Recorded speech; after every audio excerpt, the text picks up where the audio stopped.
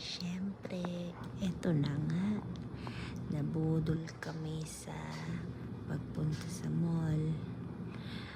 Ito, first time namin bumili ng pagkamahal-mahal na babang para sa amin. Mahal na to kasi siyempre naman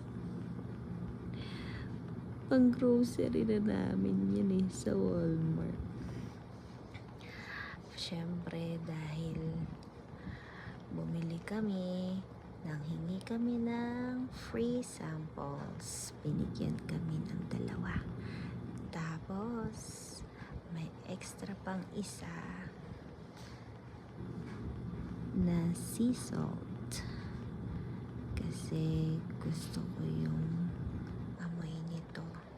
So wala yung nandun sa nilagyan niya na lang ng label.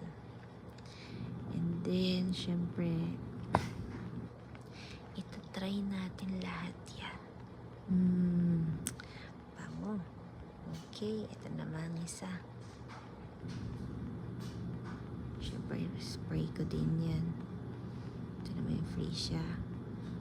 Okay, spray. Tamoy natin. Bango din. Okay, balik ko na.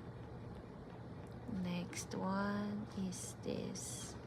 Ano ba tong isang to? Sige, spray ko muna ha. Okay, spray na. Balik ko na ulit. This is the wood. Okay. Ito na nga. Yung binili naming peony and hindi ko mabasa. Teka lang. Lash Sweet. Okay, sige, tapat mo pa, hindi na makita. Ayan, Peony and Blush Sweet.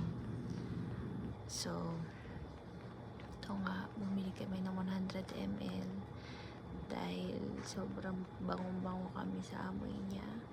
At may nabili kasi kami sa South Korea nung pumunta kami. Sobrang same na same ng amoy ng Jo Malone. So, iyon. Natuwa kami sa smell niya.